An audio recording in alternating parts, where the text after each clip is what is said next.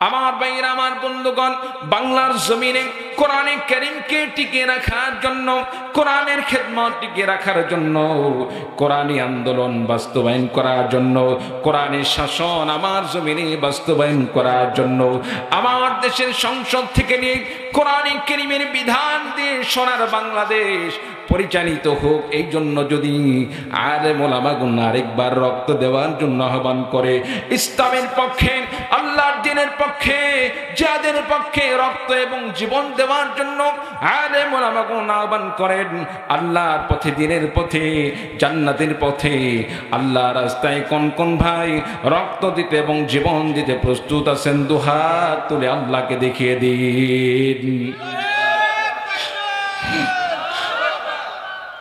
আল্লাহ তাআলা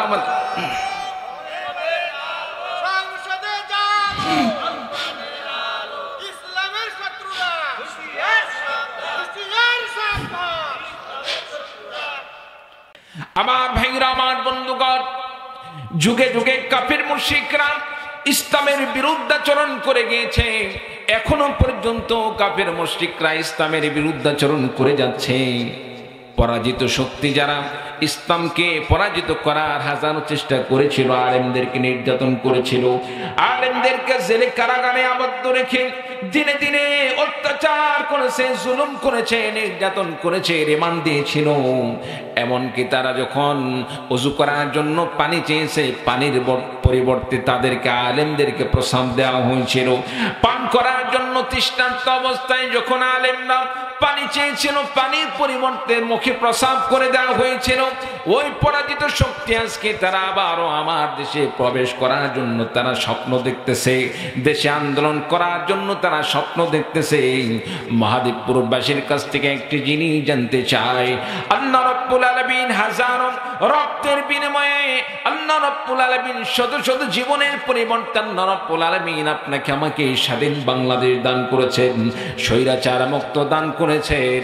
এই স্বৈরাচার বাংলাদেশে আর কোনদিন আসতে না পারুক, বাংলাদেশে আর কোনদিন স্বৈরাচার জন্মগ্রহণ না করুক, বাংলাদেশে আর কোনদিন স্বৈরাচার তারা ক্ষমতায় না আসুক। প্রয়োজনে স্বৈরাচারকে দমন করার জন্য যদি 24-এর আন্দোলনের মতো আবারও আপনাকে আমাকে ছাত্রদের সংগ্রামের মাধ্যমে তারা যেভাবে আমার দেশকে স্বাধীন করেছিল, তাদের মতো যদি আবারও ইসলামের পক্ষে রক্ত দিতে হয়, জীবন দিতে হয়, সোনার বাংলাদেশকে স্বৈরাচার মুক্ত রাখতে যদি আপনাকে আমাকে জীবন দিতে হয়, জালেমের বিরুদ্ধে আপনাকে আমাকে রক্ত জীবন দিতে হয়, আল্লাহ রাব্বুল আলামিন ঘোষণা দিয়ে বলেন, ইন্না নাহনু নাযালনা যিকরা ওয়া ইন্না লাহু লাহাফিজুন। চিৎকার দিয়ে বলুন আল্লাহু আকবার। আমার ভাইরা, আমার বন্ধুগণ, আল্লাহ রাব্বুল আলামিন ঘোষণা দিয়ে বললেন, রে দুনিয়ার কাফের মুশরিকের দল, রে আবু লাহাবের দল, আবু জেহেলের দল, আবু লাহাবের উত্তরসূরি যারা এখনো পর্যন্ত দুনিয়াতে আছো, কিয়ামত পর্যন্ত আবু লাহাবের নাতিপুতি যারা কিয়ামত পর্যন্ত কোরআনে কারীমের বিরুদ্ধাচরণ করবে, ইসলামের বিরুদ্ধাচরণ করবে, আল্লাহ রাব্বুল আলামিন তাদের সম্পর্কে ঘোষণা দিয়ে বলেন, কোরআনে কারীমের বিরুদ্ধাচরণ করে কোনো লাভ হবে না। এই কোরআনে কারীমকে তো আমি আল্লাহ পাক নাযিল করেছি, আর এই কোরআনে কারীমকে হেফাজত করার দায়িত্ব আমি আল্লাহ রাব্বুল আলামিন নিজ হাতে নিয়েছি। বলুন সুবহানাল্লাহ। আমার ভাইরা, আমার বন্ধুগণ, আল্লাহ পাকের কোরআনে কারীম এই দুনিয়া থেকে মুছে ফেলে দেওয়ার জন্য অনেক ষড়যন্ত্র হবে, অতীতে ষড়যন্ত্র হয়েছে। কোরআনে কারীমকে বাংলাদেশ থেকে চিরতরে উৎখাত করার চেষ্টা করা হয়েছে, দুনিয়া থেকে কোরআনে কারীমকে মুছে ফেলার হাজারো চেষ্টা করা হয়েছে। ফিলিস্তিনের জমিন থেকে কোরআনে কারীমকে মুছে ফেলার জন্য সেখানকার হাজারো লক্ষ মা বোনকে, আমার ভাইদেরকে, কলিজার টুকরো শিশু সন্তানদেরকে তারা টনের পরে টন বোমা নিক্ষেপ করে শহীদ করে দিয়েছে। আমার আফগানিস্তান থেকে, সেখানে আমেরিকা থেকে আফগানিস্তানে হাজারো লক্ষ টন বোমা নিক্ষেপ করে সেখান থেকে কোরআনের পাখিদেরকে নিঃশেষ করে দেওয়ার তারা স্বপ্ন দেখেছিল। আমার ভাইরা, আমার বন্ধুগণ, হাজারো চেষ্টা করে তারা সেখান থেকে কোরআনে কারীমকে মুছে ফেলতে পারে নাই। আমার বাংলা থেকে, আমার এই মাতৃভূমি থেকে সোনার বাংলা থেকে কোরআনে কারীমকে মুছে ফেলার হাজারো চেষ্টা করা হয়েছিল। মাজলুম বিভিন্ন বিনা অপরাধী আলেমদেরকে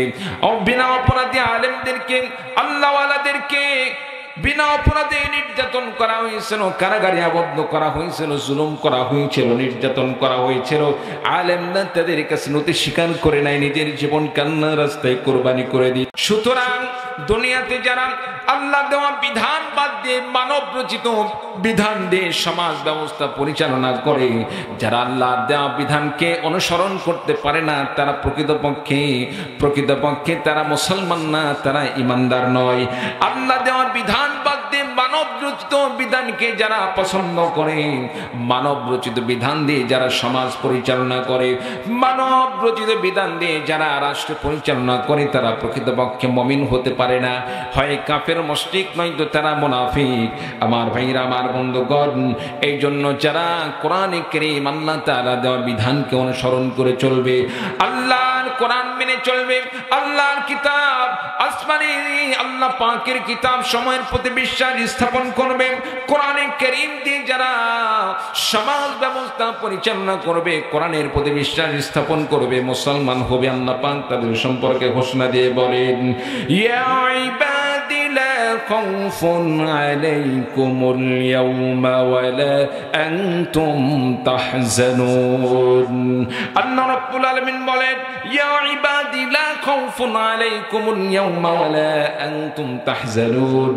হে আমার বান্দারা, লা খাউফুন আলাইকুমুল ইয়াওমা, আখিরাতে আল্লাহ পাক মুমিন বান্দাদেরকে বলবেন, আজকে তোমাদের কোনো ভয় নাই। কে বলবেন? আর জনে বলেন, কে বলবেন?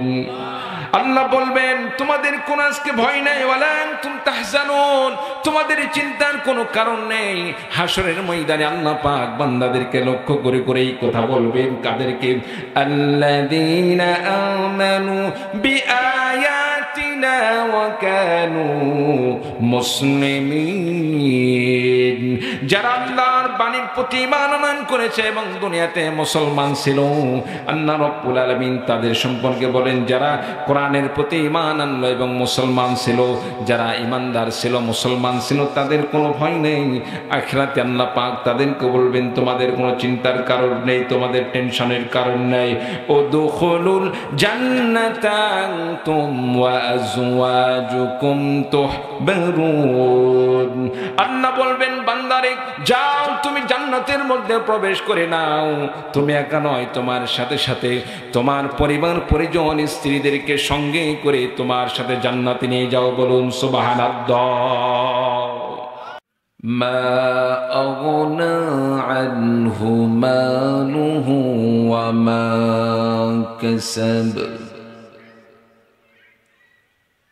سيصلى نارا ذات لهب وامرأته حمالة الحطب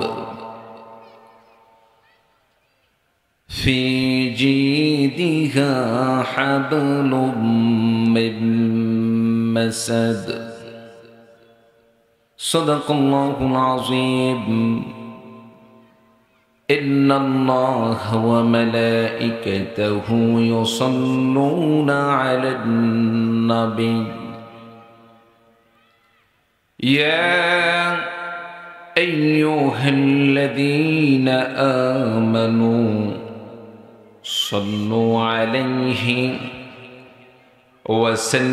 وسلموا تسليما اللهم صل على محمد وعلى آل محمد كما صليت على إبراهيم وعلى آل إبراهيم إنك حميد مجيد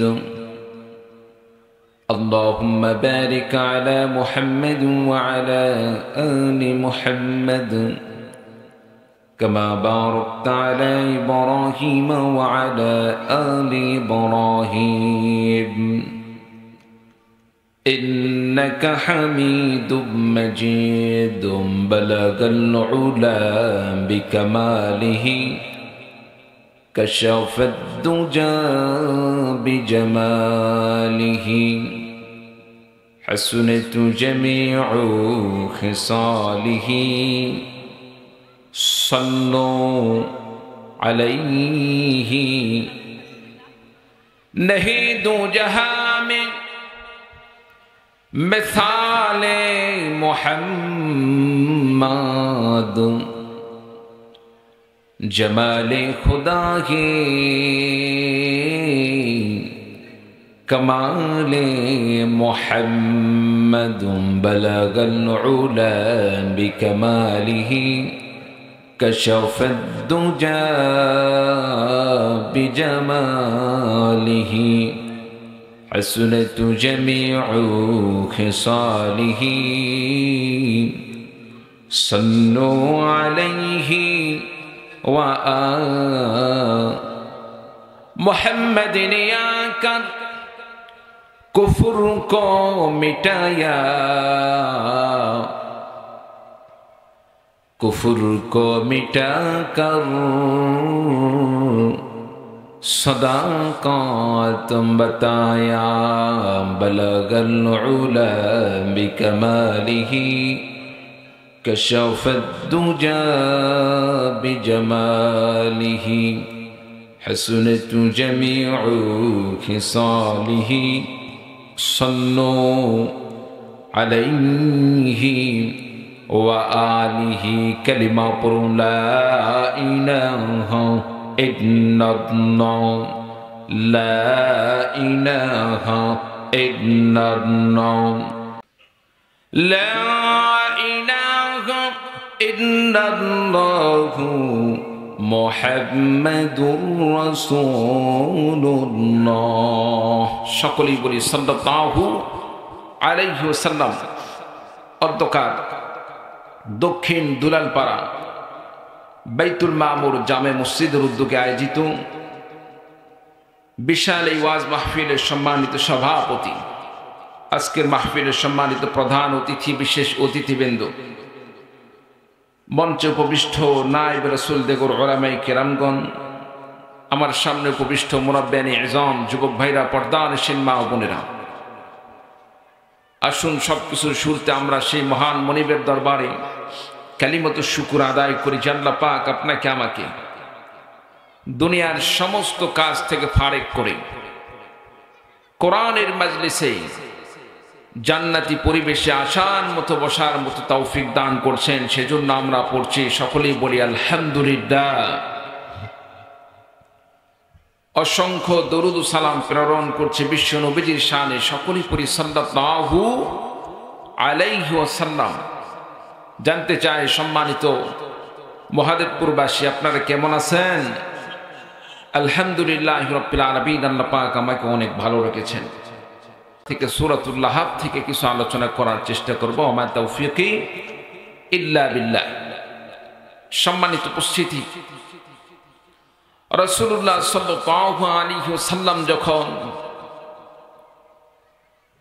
আল্লাহ পাকের পক্ষ থেকে ওহী প্রাপ্ত হলেন, কোরআনে কারীমের বিভিন্ন আয়াত নাযিল করা হলো, সূরা নাযিল করা হলো, রাসূলুল্লাহ সাল্লাল্লাহু আলাইহি ওয়াসাল্লাম ভিতরে ভিতরে দাওয়াত প্রদান করলেন।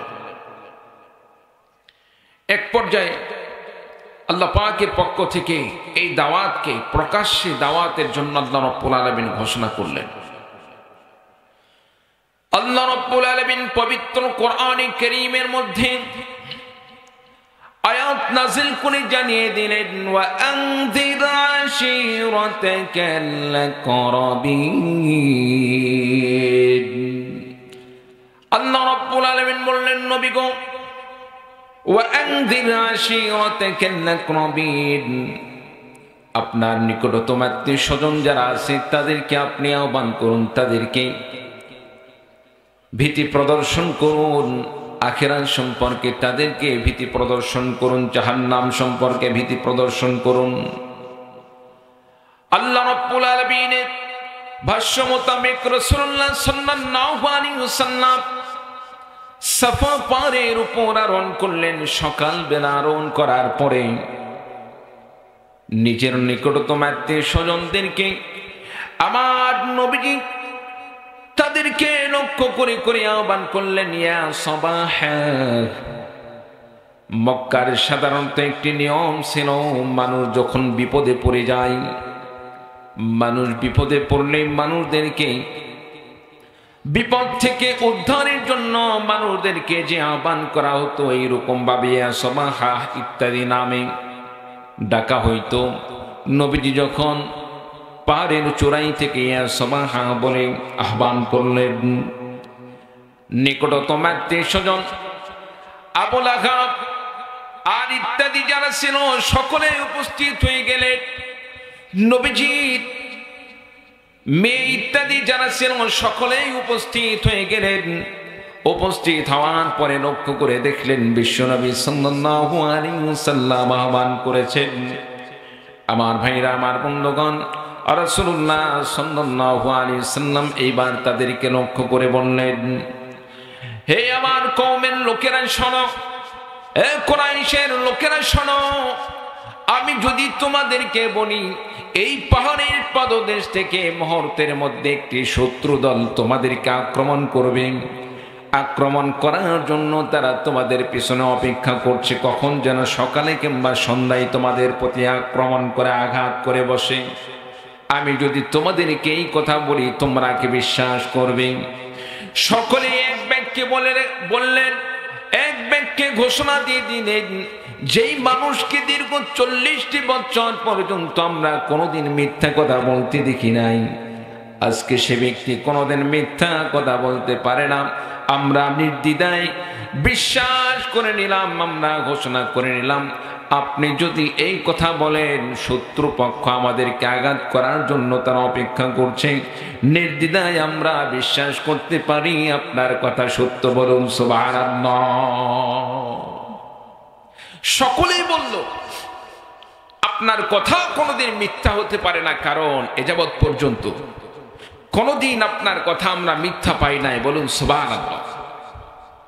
আমার নবীকে তারা আল আমিন, সত্যবাদী উপাধি দান করেছিলেন। কেন? আমার নবী সাল্লাল্লাহু আলাইহি সাল্লামকে তারা সত্যবাদী উপাধি দান করেছিলেন। আমার নবী সাল্লাল্লাহু আলাইহি ওয়াসাল্লাম জীবনে একটাও মিথ্যা কথা বলে নাই, বলুন সুবহানাল্লাহ। আমার ভাইরা, আমার বন্ধুগণ, আল আমিন শব্দের অর্থ হচ্ছে বিশ্বস্ত। আল আমিন আমানত শব্দের অর্থ হচ্ছে যেখানে নিরাপত্তা পাওয়া যায়।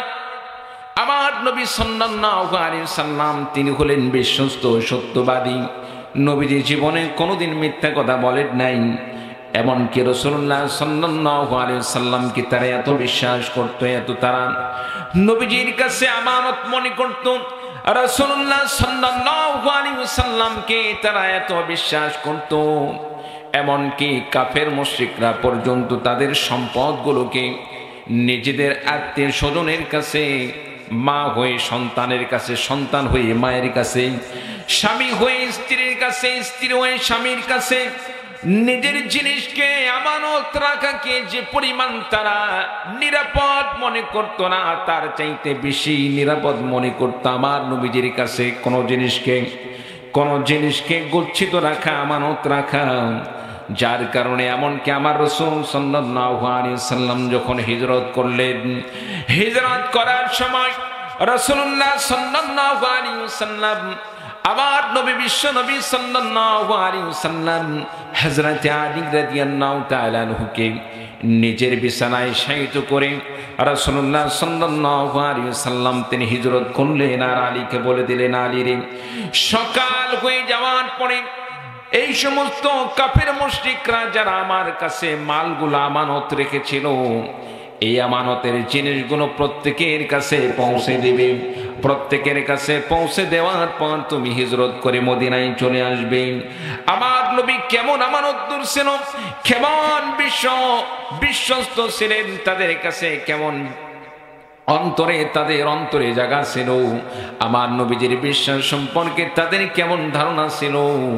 রাসূলুল্লাহ সাল্লাল্লাহু আলাইহি সাল্লাম ইচ্ছা করলে হযরত আলী রাদিয়াল্লাহু তাআলা আনহুকে নিয়ে হিজরত করতে পারতেন।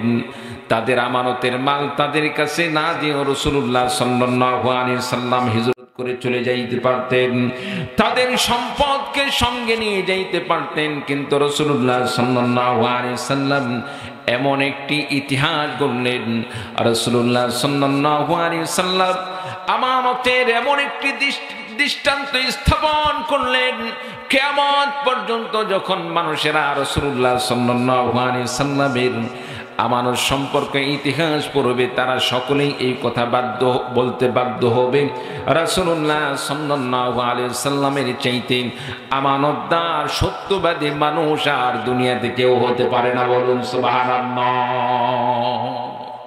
রাসূলুল্লাহ সাল্লাল্লাহু আলাইহি সাল্লাম তিনি সেই সম্পদগুলোকে, গচ্ছিত ধনগুলোকে, সম্পদগুলোকে যথাযথভাবে পৌঁছে দেওয়ার জন্য হযরত আলী রাদিয়াল্লাহু তাআলা আনহুকে রেখে গেলেন। আলী রাদিয়াল্লাহু তাআলা আনহু তিনি ঈমান আনয়ন করেছেন, নবীর প্রতি ঈমান এনেছেন। আলী রাদিয়াল্লাহু তাআলা আনহুরও তো জীবনের একটি ঝুঁকি ছিল, রিস্ক ছিল। কি? যেই জায়গায় নবী চলে যাচ্ছেন, নবী চলে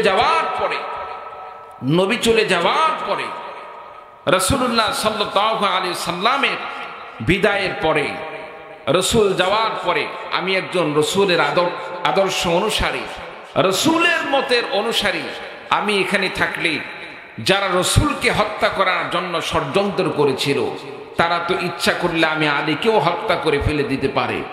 রসুল লক্ষ্য করলেন আলীকেও হত্যা করে ফেলে দিতে পারে, তবে একটি জিনিস মনে রাখতে হবে, রাসূলুল্লাহ সাল্লাল্লাহু আলাইহি সাল্লাম তিনি একটি জিনিস খেয়াল করলেন, সেটা হচ্ছে একজন মানুষের জীবনের চাইতে আমানত রক্ষা করাটা গুরুত্বপূর্ণ। বলুন সুবহানাল্লাহ।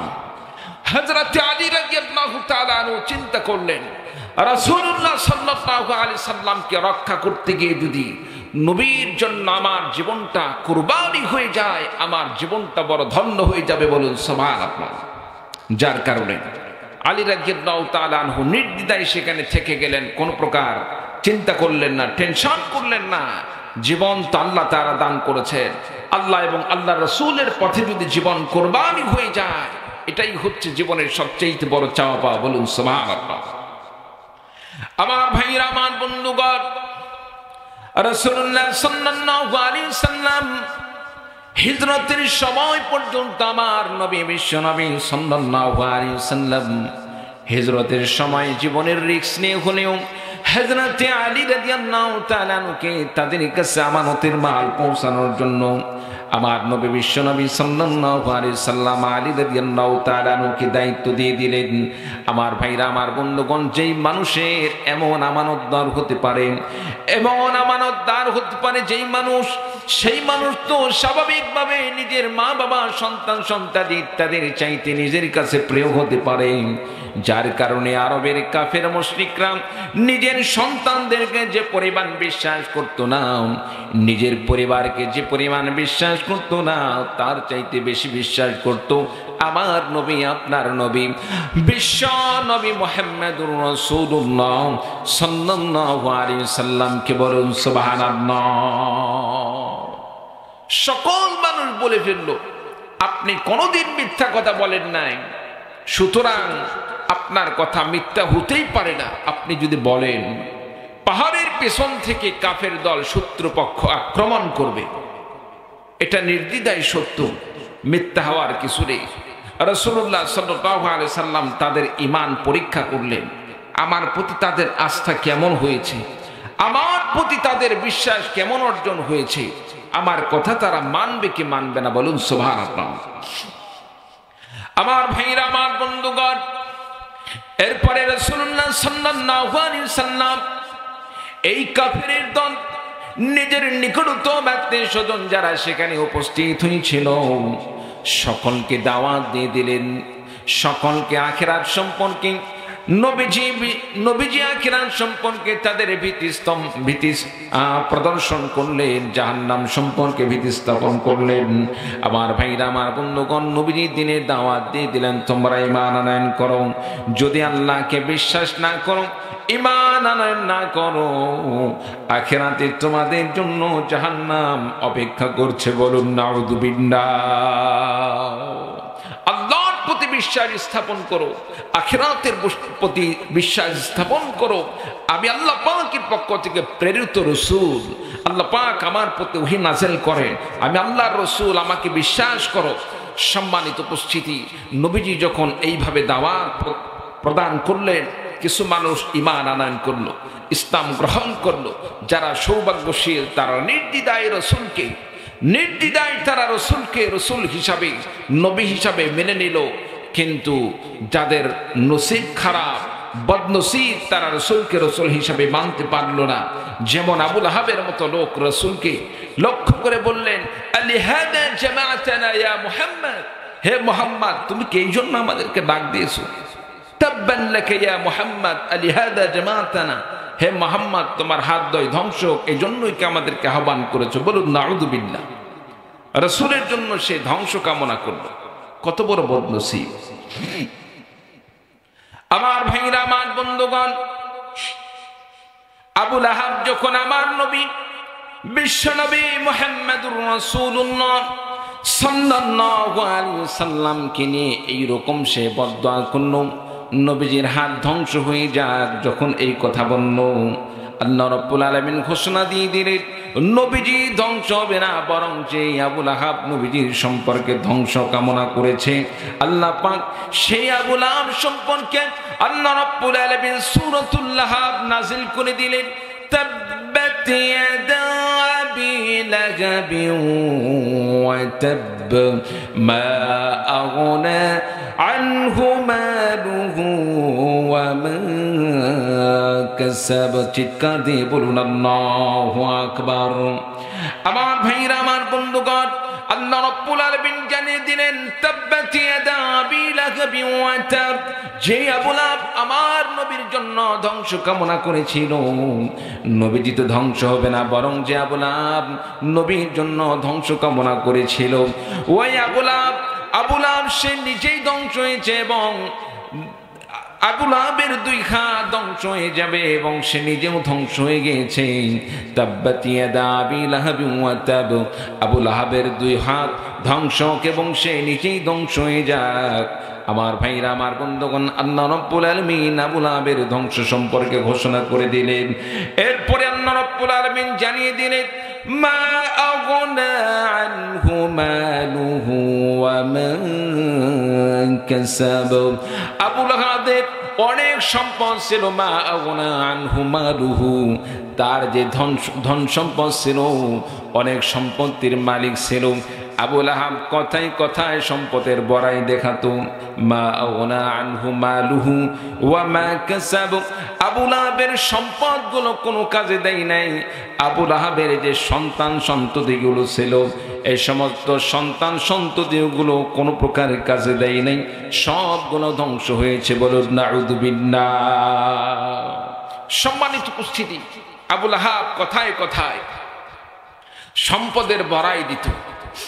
আমাদের সমাজে কিছু লোকদেরকে দেখা যায়, আলেম উলামা হক কথা বললেই তাদেরকে টাকার বিনিময়ে ক্রয় করে নিতে চায়।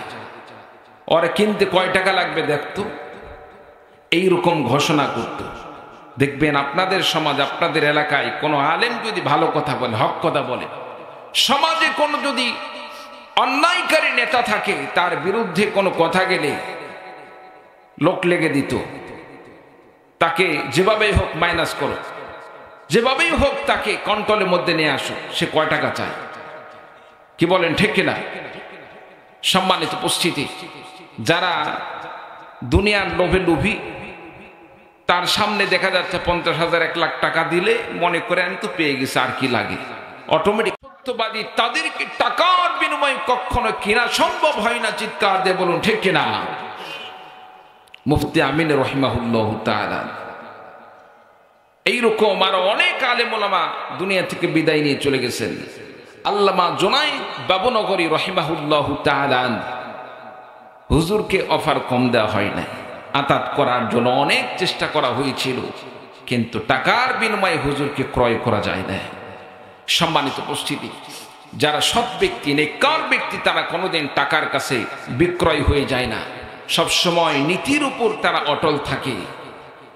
তো আবু লাহাব টাকার বিনিময়ে সে বড়াই করত, মুহাম্মদ সে যাই করুক না কেন, তাকে দমাইতে যা টাকা লাগে আমি দিব, যত টাকা খরচ হয়। দেখবেন আপনি আজকে ইসলামী আন্দোলনের জন্য, ইসলামী বিপ্লবের জন্য মাঠে ময়দানে একটু স্লোগান দিবেন, আর একটি দল যারা ইসলামকে পছন্দ করে না, ইসলামকে পছন্দ করে না, তারা তাদের কর্মীদেরকে ঘোষণা দেয় কত টাকা লাগবে নিয়ে যাও, যেভাবেই হোক মানুষের সংখ্যা বাড়াতে হবে, টাকা দিয়ে হলেও মানুষ জমায়েত করতে হবে, প্রয়োজনে জনপ্রতি শত শত হাজার হাজার টাকা খরচ করে হলেও মানুষ সমাবেত করে আলেমদেরকে, হুজুরদেরকে এখান থেকে উৎখাত করতে হবে। এরকম আছে না? নাই আছে। সম্মানিত উপস্থিতি, তো এই জন্য আবু লাহাব সে টাকার বিনিময়ে, টাকা দিয়ে সে অনেক চেষ্টা করত, টাকার বিনিময়ে রাসূলুল্লাহ সাল্লাল্লাহু আলাইহি সাল্লামের কার্যক্রমকে সে বন্ধ করে রাখতে চাচ্ছিল। শুধু তাই নয়, আবু লাহাবের অনেক সন্তান ছিল। মনে করেন আপনাদের এলাকার যদি কোনো মানুষের 10টা সন্তান থাকে, 10টা সন্তানে যদি দেখতে অনেক সুন্দর হয়, একেবারে আজধা, লম্বা চওড়া, বডি ফিটনেস সব দিক দিয়ে সুন্দর হয়, বাবার একটু অহংকার আসবে না? যে কোনো সময় কোনো বিষয় আসলে সে কথায় কথায় বলবে, বেশি উল্টাপাল্টা করলে কিন্তু দেখে নিব, কি বলেন ঠিক কিনা? আমার এতগুলো সন্তান আছে, এই সন্তানদেরকে শুধু অর্ডার করার সাথে সাথে সব শেষ করে ফেলে দিবে, এরকম বলে কি বলে না? আমার ভাইরা, আমার বন্ধুগণ, আবু লাহাবের যে সম্পদ ছিল, সম্পদ গুলো কোনো কাজে আসে নাই।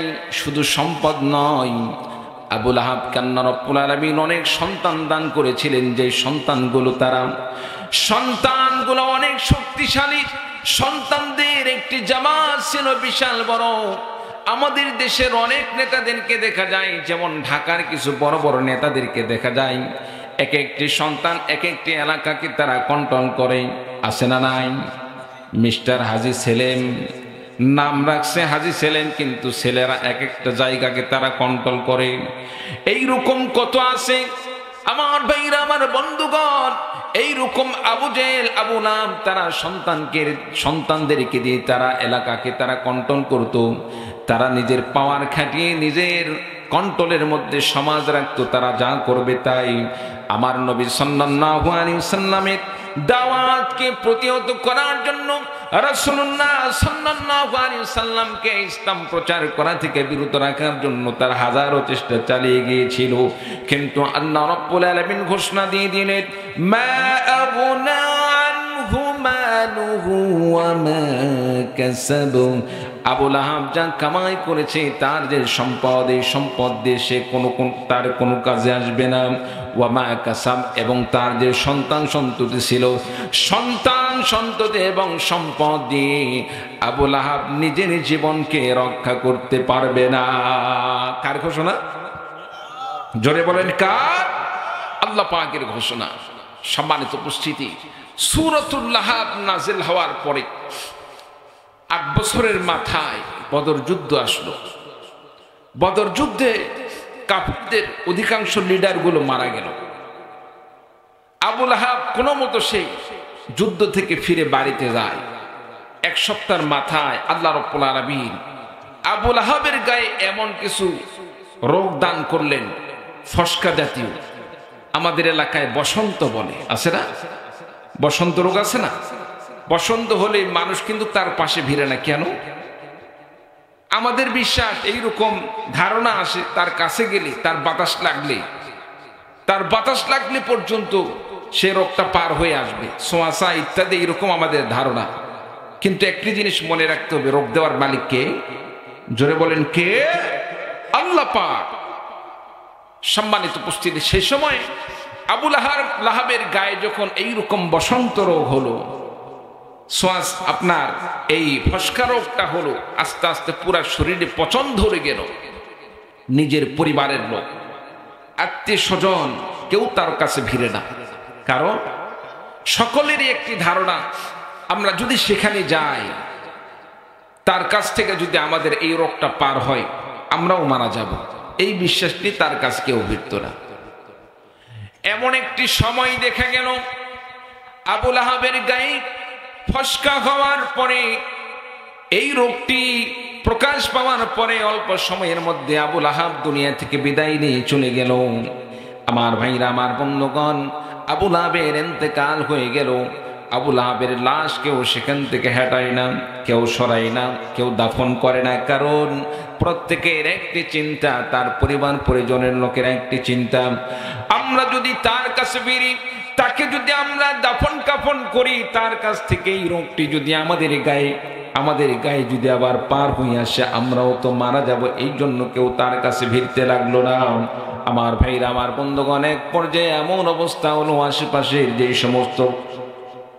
আশেপাশের লোকেরা ছিল, এলাকার বাসিন্দারা এক পর্যায়ে ক্ষিপ্ত হয়ে গেল। যখন আবু লাহাবের লাশ থেকে গন্ধ ছড়া শুরু হয়ে গেল, সকল এলাকার মানুষরা ক্ষিপ্ত হয়ে তার সন্তান সন্ততিদেরকে বলা শুরু করলো, তাড়াতাড়ি এর ব্যবস্থা করো, আমাদের এখানে খুব কষ্ট হচ্ছে, গন্ধ আসতেছে। এক পর্যায়ে আবু লাহাবকে একটি বস্তার ভিতরে কিংবা কারো ভিতরে তাকে উঠানো হলো, সেটাতে দড়ি দিয়ে বাঁধা হলো। আরেকটি দড়ির মাথাটি ঘোড়ার সাথে লাগিয়ে দিন, তাকে একটি এইরকম ভাবে মরুভূমি এলাকার মধ্যে টেনে নিয়ে যাওয়া হলো। সেখানে নিয়ে গিয়ে মাটি খোদাই করে সেখানে পুঁতে রাখা হলো। নিজের মানুষ দিয়ে নয়, বরং মানুষকে টাকা দিয়ে ভাড়া করে আবু লাহাবকে দাফন কাফনের ব্যবস্থা করা হয়েছে। বলুন নাউযুবিল্লাহ। আমার ভাইয়েরা, আমার বন্ধুগণ, যে আবু লাহাব আল্লাহ রাসূল সাল্লাল্লাহু আলাইহি ওয়াসাল্লাম দিনের দাওয়াত দিলে জায়গায় জায়গায় রাসূলকে এসে প্রতিহত করার ঘোষণা দিত, আমার নবীজিকে দিনের দাওয়াত দেওয়া থেকে বিরত রাখত, রাসূলের প্রতি তিনি সবসময় আক্রমণ করত, রাসূলকে কষ্ট দিত। আমার ভাইরা, আমার বন্ধুগণ, এই আবু লাহাব নবীজি সাল্লাল্লাহু আলাইহি ওয়াসাল্লামের জন্য ধ্বংস কামনা করছিলেন। আল্লাহ পাক পক্ষান্তরে আল্লাহ পাক রাসূলুল্লাহ সাল্লাল্লাহু আলাইহি সাল্লামের পক্ষ নিয়ে নবীজির পক্ষে আল্লাহ রাব্বুল আলামিন সূরাতুল লাহাব নাযিল করে জানিয়ে দিলেন, নবীজি ধ্বংস হবে না, বরং আবু লাহাব অচিরেই ধ্বংস হয়ে যাবে। তার সন্তান সন্ততি আর সম্পদ তাকে রক্ষা করতে পারবে না। বলুন সুবহানাল্লাহ। সম্মানিত উপস্থিতি, বর্তমানে আবু লাহাব নেই, আবু জেহেল নাই, কিন্তু আবু লাহাবের উত্তরসূরিরা বেঁচে আছে না? না? আরো চিৎকার দিয়ে বলুন, আছে না? না? বিভিন্ন জায়গায় কোরআনের মাহফিলে তাফসীর মাহফিলে যখন কোরআন থেকে হক কথাগুলো বলা হয়, তারপরে মুসলমান এইরকম করে আল্লাহ পাকের কাছে মাফ পাওয়া যাবে না। আর তারা মনে করে বাংলাদেশের এই সরল সোজা লোকদেরকে যে কোনো সিস্টেমে ভোলাইয়া আমেরিকা আর ভারতের দাদাবাবুদেরকে কোনো মতো একটি বুঝ দেই যে আমরা ধর্মের চাইতে আমরা দেশকে, বাঙালি জাতিকে আমরা বেশি প্রাধান্য দিই। ধর্মের মূল্য আমাদের কাছে তেমন বিষয় নয়, আমাদের কাছে দেশের বিষয়টা বেশি। তারা যতই দাদাবাবুদেরকে এইরকম বুঝ দিয়ে তারা ক্ষমতায় আসার চেষ্টা করুক না কেন, ক্ষমতা মূলত দেওয়ার মালিককে। আরো জোরে বলবেন কে? আল্লাহ রাব্বুল আলামিন। দাদা বাবুরা যদি ক্ষমতায় টিকে রাখতে পারতো, ক্ষমতায় বসাইতে পারতো, আর আমেরিকা যদি ক্ষমতায় বসাইতে পারতো, তাহলে তো আমাদের আপা পলায়ন করার দরকার ছিল না। কি বলেন, ঠিক কিনা? আপা তো অনেক কষ্ট করে, অনেক চেষ্টা করে টিকে থাকার চেষ্টা করেছিল। আমার দাদু বাবারা কি রক্ষা করতে পারছে? আমেরিকাকে রক্ষা করতে পারছে? পারে নাই। ক্ষমতা দেওয়ার মালিক কে? قل اللهم مالك الملك تؤتي الملك من تشاء وتنزع الملك ممن تشاء وتعز من تشاء وتضل من تشاء بيدك الخير إنك على كل شيء قدير। আল্লাহ রাব্বুল আলামিন নবীজিকে জানিয়ে দিলেন, কুলিল্লাহুম্মা মালিকাল মুলক, নবী গো তামাম পৃথিবীর মানুষদেরকে আপনি জানিয়ে দিন, কুলিল্লাহুম্মা মালিকাল মুলক, আল্লাহ রাব্বুল আলামিন তিনি হলেন সমস্ত রাজত্বের মালিক। তুতিল মুলকা মান তাশা, তিনি যাকে ইচ্ছা করেন তাকে রাজত্ব দান করেন। ওয়া তানজিউল মুলকা মিম্মান তাশা, আল্লাহ পাক বলেন যাকে ইচ্ছা করেন তার কাছ থেকে আল্লাহ রাব্বুল আলামিন ক্ষমতাকে ছিনিয়ে নেন। আমার ভাইরা, আমার বন্ধুগণ, তাহলে এই আয়াত দ্বারা স্পষ্ট হয়ে গেল ক্ষমতা দেওয়ার মালিক কোনো জনগণ নয়, ক্ষমতা ছিনিয়ে নেওয়ার মালিকও কোনো জনগণ নয়। ক্ষমতা দেওয়ার মালিক এবং ছিনিয়ে নেওয়ার মালিক হলেন একমাত্র আল্লাহ। চিৎকার দিয়ে বলুন ঠিক কিনা? আল্লাহ রাব্বুল আলামিন সাথে সাথে ঘোষণা দিয়ে বলেন ওয়া তুইজ্জু মান তাশা ওয়া তুদিল্লু মান তাশা বিয়াদিকাল খায়র। আল্লাহ রাব্বুল আলামিন বললেন নবী গো तमाम পৃথিবীর মানুষদেরকে জানিয়ে দিন আল্লাহ রাব্বুল আলামিন যাকে ইচ্ছা করেন তাকে সম্মান দান করেন, আবার যাকে ইচ্ছা করেন আল্লাহ রাব্বুল আলামিন আল্লাহ পাক সম্মান থেকে তাকে নামিয়ে দিয়ে অপমান করেন, লাঞ্ছিত করেন। বিয়াদিকাল খায়র, তার হাতে সমস্ত কল্যাণ রয়েছে। ইন্নাকা আলা কুল্লি শাইইন কাদির, নিঃসন্দেহে আল্লাহ রাব্বুল আলামিন সমস্ত জিনিসের প্রতি তিনি সক্ষমশীল। তার মানে হলো আল্লাহ তাআলা যাকে ইচ্ছা করেন ভালোবেসে সম্মান দান করেন, ক্ষমতা দান করেন। সম্মান দান করার পরে, ক্ষমতা দেওয়ার পরে কোন মানুষ যদি আল্লাহ পাকের দেওয়া সম্মানকে, আল্লাহ পাকের দেওয়া সম্মানকে, ক্ষমতাকে নিজে টিকে না রাখতে পারে, ক্ষমতার সদ্ব্যবহার করতে না পারে, আল্লাহ পাক সম্মান দান করেন, ক্ষমতা দান করেন মানুষের সেবা করার জন্য, জনসেবা করার জন্য, মাখলুকাতের সেবা করার জন্য। কোন মানুষ যদি ক্ষমতায় যাওয়ার পরে নিজে এই কথাটি ভুলে যায়, আল্লাহ পাক আমাকে সম্মান দান করেছেন, আল্লাহ রাব্বুল আলামিন আমাকে ক্ষমতা দান করেছেন, আল্লাহ পাক ইচ্ছা করলে আমাকে নামিয়ে দিতে পারতেন, আমাকে ক্ষমতা নাও দিতে পারতেন। কোন ব্যক্তি যদি এই বিশ্বাস করে সৎ ব্যবহার করে আল্লাহ তাআলা তার সম্মানকে বৃদ্ধি করে দেন। আর কোন ব্যক্তি যদি মনে করে ক্ষমতা তো আমার বাবার শেয়ার ছিল, বাবার শেয়ারে আমি আসছি, আমার বাবা যেমন আমার দেশকে স্বাধীন করেছে, বাবার দেশ স্বাধীন করার কারণে এই দেশের মালিক আমি, ওয়ারিশ সূত্রে দেশের মালিক হিসাবে সারা জীবন ক্ষমতায় থাকবো, এইরকম কোন ব্যক্তি যদি দাবি করে আর মানুষের সাথে জুলুম নির্যাতন করে, অত্যাচার করে, আল্লাহ রাব্বুল আলামিন তাদেরকে জুতা পিটা করে ক্ষমতার চেয়ার থেকে নামিয়ে দিতেও কোনো প্রকার আল্লাহ রাব্বুল আলামিন দ্বিধা করেন না। বলুন ঠিক কিনা? আমার ভাইরা, আমার বন্ধুগণ, এই জন্য একটি জিনিস মনে রাখতে হবে, আপনাকে আমাকে যেখানেই থাকি না কেন, আপনি আমি প্রত্যেকে গোলাম, আপনি আমি দায়িত্বশীল। আলা কুল্লুকুম রাঈন ওয়া কুল্লুকুম মাসউলুন আন রাআয়াতিহি, আপনি আমি প্রত্যেকেই দায়িত্বশীল, প্রত্যেকেই নিজস্ব একটি ক্ষমতার চেয়ার আছে। আপনার আমার রাজত্বের চেয়ার নাই, আপনার আমার রাষ্ট্রের কোনো দায়িত্ব নেই, কিন্তু আপনি আমি নিজের পরিবারের একজন দায়িত্বশীল।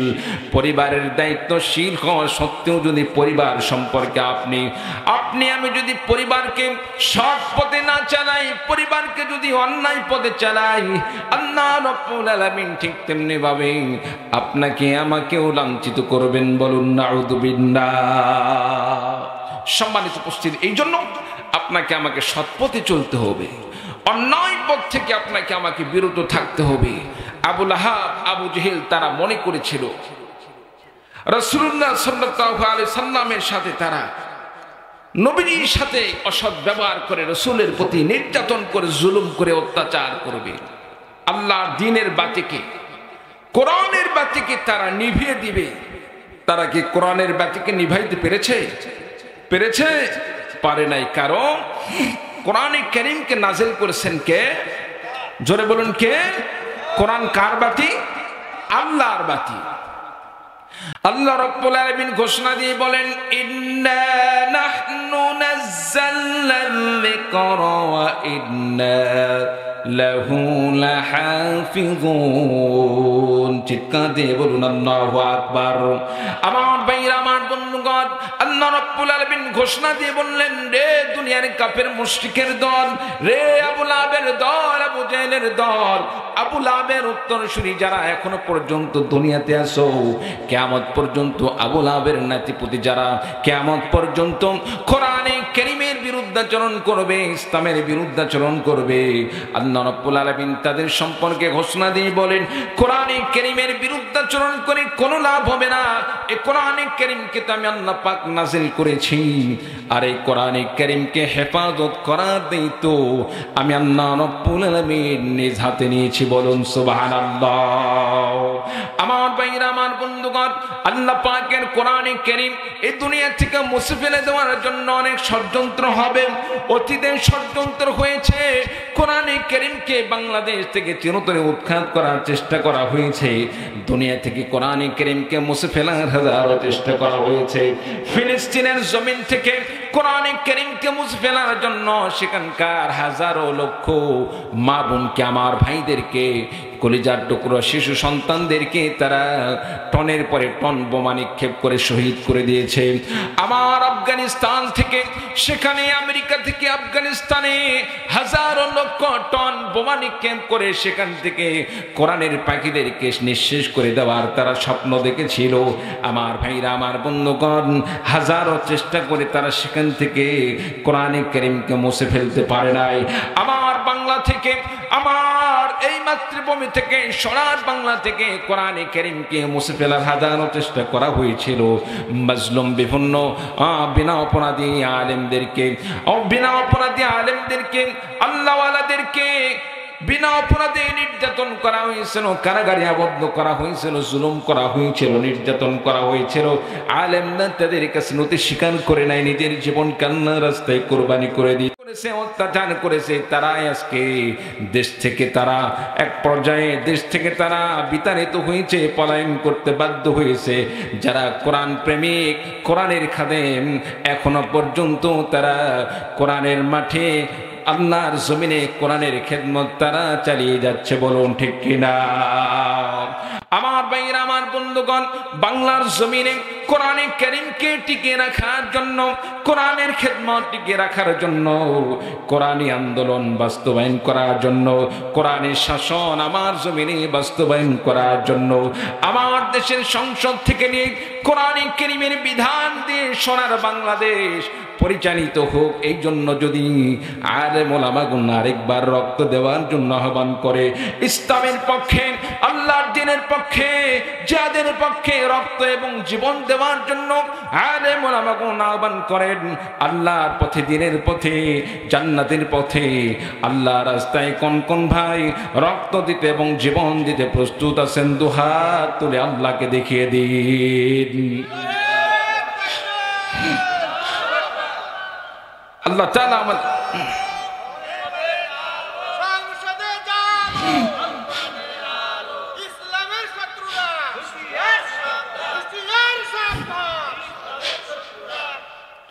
আপনাদের মূলত মহাদেবপুরবাসীর ইমানি পাওয়ার কেমন জানার দরকার আছে না? নাই?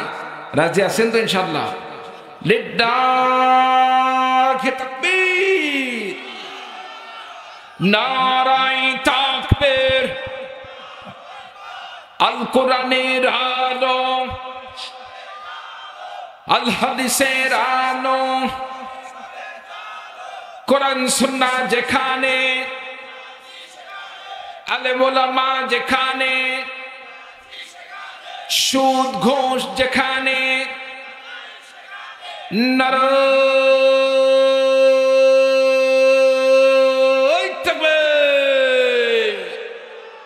এই তো আছেন তো, দেখা যায়।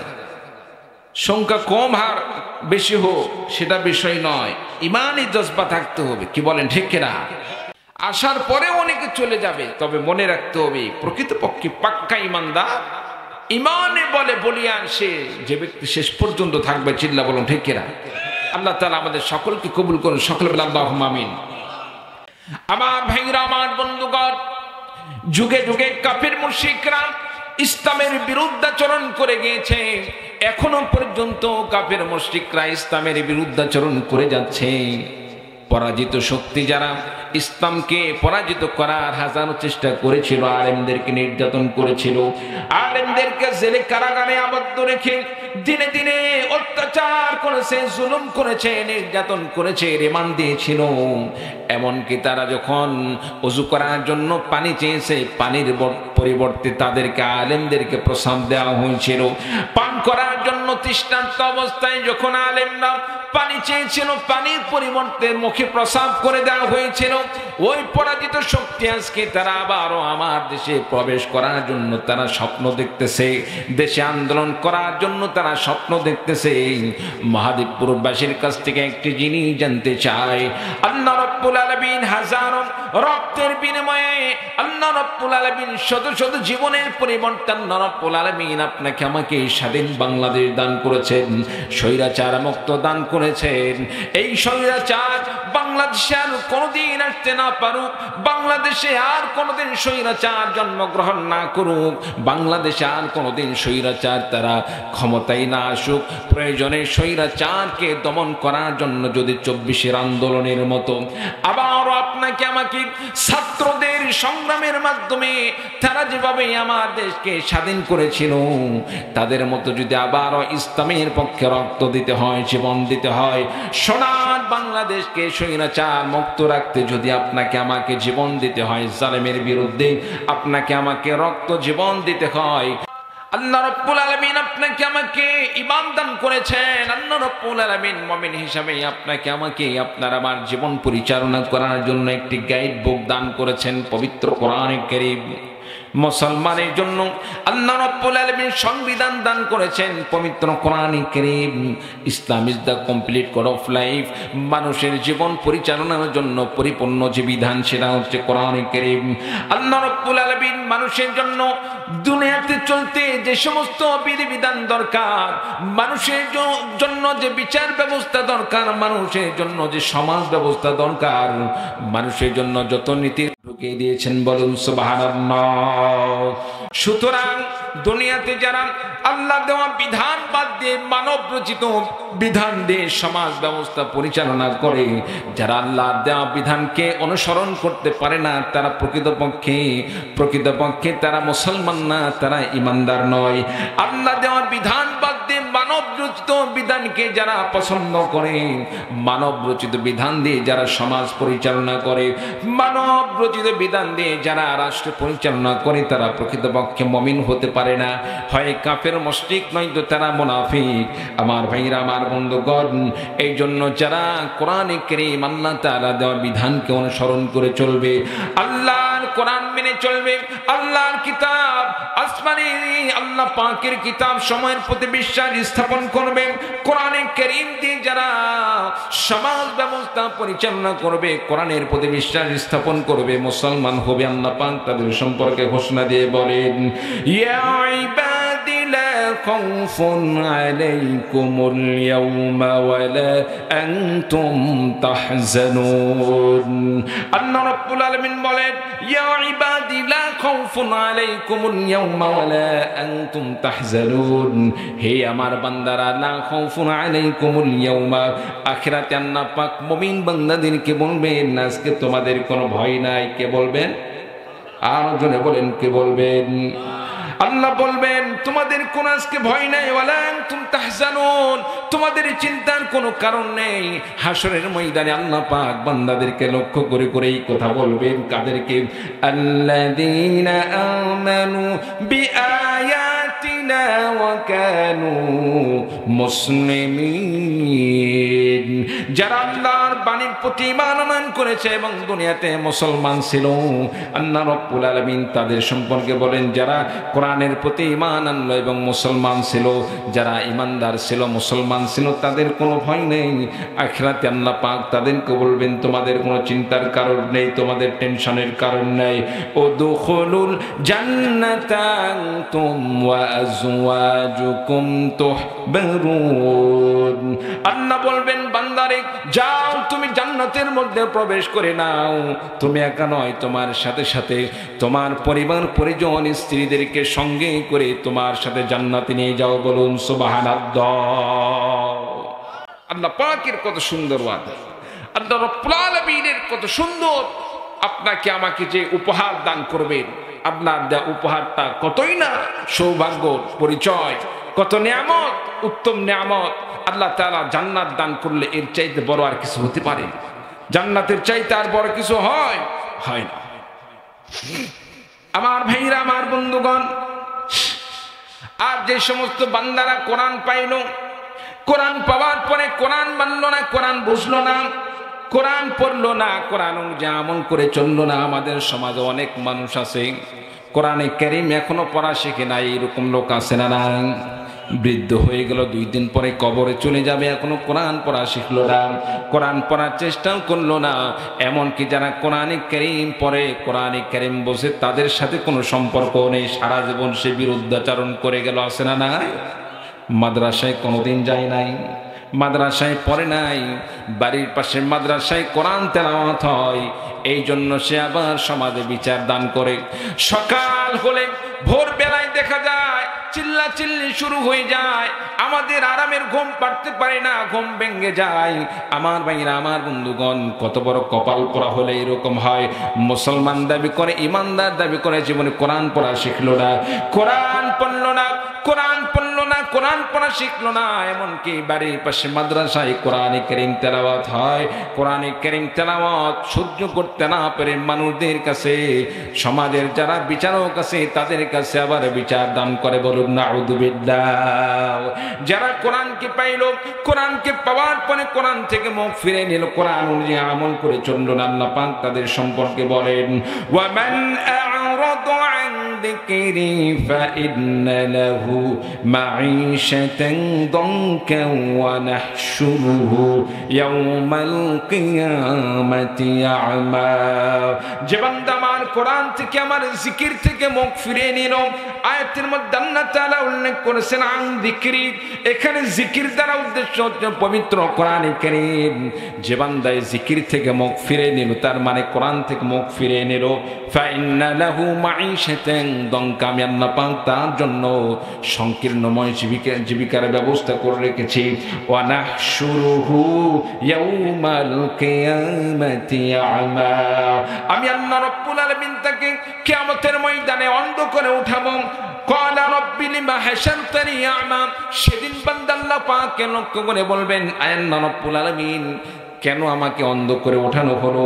ওয়া ক্বাদ কুনতু বাসীরা, দুনিয়াতে আমার সুন্দর 2টি চক্ষু ছিল, 2টি চক্ষু দিয়ে দুনিয়ার সৌন্দর্যতা আমি অবলোকন করেছি, সৌন্দর্যতাকে আমি দেখেছি, 2 চক্ষু দিয়ে দুনিয়ার সমস্ত সৌন্দর্যতাকে আমি, সুন্দর সুন্দর দৃশ্যগুলো দেখে আমি মনে মনে তৃপ্তি অর্জন করেছি, ভালো মন্দ আমি বুঝতে পারতাম। আমাকে কোন অপরাধের কারণে আজকে কিয়ামতের ময়দানে, হাসরের ময়দানে কোন অপরাধের কারণে আমাকে অন্ধ করে ওঠানো হলো? ক্বালা কাযালিকা আতাতকা আয়াতুনা ফানাসিতাহা ওয়া কাযালিকাল ইয়াওমা তুনসা। আল্লাহ রাব্বুল আলামিন বলবেন, বান্দারে, দুনিয়াতে তোমাকে কোরআন দান করেছিলাম, কোরআনে কারীম পড়ো নাই, কোরআন আমল করে চলো নাই, কোরআনকে সম্মান করো নাই, কোরআনকে শ্রদ্ধা করো নাই, সমাজ ব্যবস্থা চালানোর জন্য তোমাকে আমি ক্ষমতা দান করেছিলাম, পাওয়ার দান করেছিলাম। দুনিয়াতে মেম্বার ছিলে, চেয়ারম্যান ছিলে, দুনিয়াতে তুমি এমপি ছিলে, মন্ত্রী ছিলে, ইচ্ছা করলে কোরআনের বিধান দিয়ে তুমি তোমার এলাকাকে পরিচালনা করতে পারতে, কোরআনের বিধান দিয়ে তোমার ইউনিয়নকে কন্ট্রোল করতে পারতেন, কোরআনের বিধান দিয়ে তুমি তোমার জেলাকে পরিচালনা করতে পারতে। কিন্তু তুমি কোরআন দিয়ে সমাজ ব্যবস্থা পরিচালনা করো নাই, তোমার সমাজ ব্যবস্থাকে চালো নাই, তোমার জেলাকে তুমি কন্ট্রোল করো নাই, তোমার রাষ্ট্রকে কোরআন দিয়ে পরিচালনা করে নাই। যারা কোরআন দিয়ে রাষ্ট্র পরিচালনা করবে তাদের সাথে তুমি হাত মিলাও নাই, তাদের সাথে সারা জীবন তুমি বিরুদ্ধাচরণ করে গিয়েছ, কোরআনের সাথে তোমার কোনো সম্পর্ক ছিল না, কোরআনকে ভুলে গিয়েছিলে। কোরআনকে ভুলে যাওয়ার কারণে, আমি আল্লাহ রাব্বুল আলামিনকে ভুলে যাওয়ার কারণে আজকে আমি আল্লাহ পাকের পক্ষ থেকেও তোমাকে ভুলে যাওয়া হয়েছে। যাও যাও, তোমার ঠিকানা জাহান্নাম, জাহান্নামের মধ্যে তোমার ঠিকানা করে নাও। বলুন নাউযুবিল্লাহ। প্রিয় ভাই, সব আলোচনাতে কি বুঝলাম?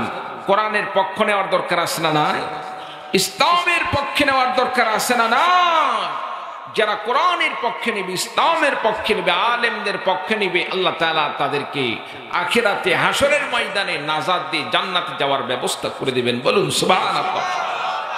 আর যারা কোরআনের বিরুদ্ধাচরণ করবে, হামিল কোরআন, কোরআনকে যারা বহন করে না, আলেম ওলামাগণ, আলেমদের সাথে যারা খারাপ আচরণ করবে, আলেমদের সাথে যারা বিরুদ্ধাচরণ করবেন, আল্লাহ রাব্বুল আলামিন তাদেরকে, আল্লাহ রাব্বুল আলামিন হাসরের ময়দানে অন্ধ করে উঠাবেন।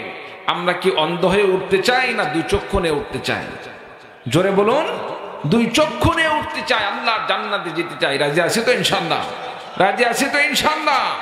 দেখা যাবে সামনে নির্বাচন আসতেছে, এলাকার অনেক আলেম ওলামাগণ, হক্কানে আলেমগণ হয়তো নির্বাচনে দাঁড়াইতে পারে।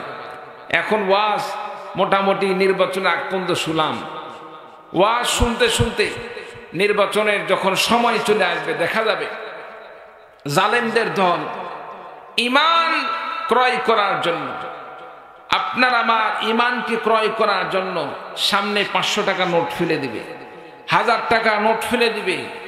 আর যারা নেতা আছেন, মোটামুটি কিছু কর্মী চালান, তাদের কাছে হাজার হাজার টাকা, লাখ টাকা ফেলে দিবে। ভাই আর যাই হোক, তুমি যা চাও তাই দিচ্ছি, অন্তত পক্ষে আমার পক্ষে ভোট করা লাগবে। এরকম আছে না নাই? আছে না নাই? আপনার কাছ থেকে আমার কাছ থেকে তারা টাকার বিনিময়ে আপনার আমার মূল্যবান ভোটটাকে দিয়ে ইসলামের বিরুদ্ধে তারা প্রয়োগ করার চেষ্টা করবে। চিল্লা বলুন ঠিক কিনা? আর সেই কাজটা করতে দেওয়া যাবে না। এবার আপনাকে আমাকে সিদ্ধান্ত নিতে হবে, ইসলামের পক্ষে আপনার আমার মূল্যবান এই মতামতকে দান করতে হবে। চিল্লা বলুন ঠিক কিনা? ইসলামে যেই দলে আসুক না কেন, ইসলামে যেই দলে আসুক না কেন, তারা যদি কোরআন দিয়ে রাষ্ট্র পরিচালনা করে, কোরআন দিয়ে যদি সমাজ পরিচালনা করে, আপনি আমি মুসলমান হিসাবে তাদেরকে সমর্থন করা কর্তব্য। কি বলেন ঠিক কিনা? আরেকজন ভাই দেখা যাচ্ছে অন্য দলের জন্য নির্বাচন করার জন্য আসছে, ভোট চাইবে, কিন্তু সে কোনোদিন বলে না যে আমরা কোরআন দিয়ে রাষ্ট্র পরিচালনা করব, ইসলাম মাফিক আমরা সমাজ ব্যবস্থা পরিচালনা করব। আচ্ছা বলুন তো, সে যদি নামাজ পড়ে, রোজা রাখে, হজ করে, যাকাত দেয়, সব কিছু করে, কিন্তু কোরআন দিয়ে সমাজ ব্যবস্থা পরিচালনা করার কথা বলে না, রাষ্ট্র পরিচালনা করার কথা বলে না, সে হাজার নামাজ পড়লে সে কি মুমিন? সে কি মুমিন হতে পারে? মুমিন হতে পারে না। মুমিন ব্যক্তি তো সে ব্যক্তি যে ব্যক্তি নামাজ থেকে শুরু করে, রোজা থেকে শুরু করে, রাষ্ট্র পরিচালনা করা পর্যন্ত সে কোরআন কারীমের বিধানকে অনুসরণ করে, কোরআনকে বাদ দিয়ে অন্য কোন পথ, অন্য কোন মতকে অনুসরণ করে না। চিন্তা বলুন ঠিক কিনা? সম্মানিত উপস্থিতি, এই জন্য আমাদেরকে খেয়াল রাখতে হবে, যারা আলেমদের প্রতি ঔদ্ধত্যপূর্ণ আচরণ করে, আলেমদের প্রতি চড়াও হয়, যারা কোরআনের দাওয়াত দান করে তাদের সাথে খারাপ আচরণ করে, তাদের কি অবস্থা হবে, তাদের সম্পর্কে আল্লাহ পাক কি বলেন জানার দরকার আছে না নাই? আল্লাহ রাব্বুল আলামিন ঘোষণা দিয়ে বলেন, ইন্নাল্লাযীনা কাযযাবু বিআয়াতিনা ওয়াস্তাকবারু আনহা লা তুফাত্তাহু লাহুম আবওয়াবুস সামাই ওয়া লা ইয়াদখুলুনাল জান্নাতা হাত্তা ইয়ালিজাল জামালু ফি সামিল খিয়াত। আল্লাহ রাব্বুল আলামিন বললেন, নিঃসন্দেহে আল্লাযীনা কাযযাবু বিআয়াতিনা, যারা আমার কিতাবকে অস্বীকার করে, আল্লাহ পাকের বিধানকে যারা মিথ্যারোপ করে, কোরআনে কারীমকে যারা মানে না। কোরআনে কারীম হলো সমাজের সর্বোৎকৃষ্ট মানের কিতাব। কোরআনে কারীম হচ্ছে সমাজ ব্যবস্থাকে সুন্দর পরিচালনা করার জন্য আল্লাহ কিতাব দান করেছেন। কোরআনে কারীমকে আল্লাহ রাব্বুল আলামিন বিচার ব্যবস্থাকে সুন্দরভাবে পরিচালনা করার জন্য নির্ভুল নিখুঁত একটি কিতাব দান করেছেন। কোরআনে কারীমকে মানুষের সর্বকালের সর্বসৃষ্টি সর্বক্ষেত্রে আল্লাহ রাব্বুল আলামিন সুন্দরভাবে পরিচালনা করার জন্য কোরআনে কারীমকে দান করেছেন। যারা কোরআনে কারীমকে বাদ দিয়ে অন্য কোনো মতকে অনুসরণ করেন, অন্য কোনো মতকে অনুসরণ করে চলে, অন্য কোনো বিধানকে অনুসরণ করে চলে, তার মানে হচ্ছে সে কোরআনকে অস্বীকার করলো।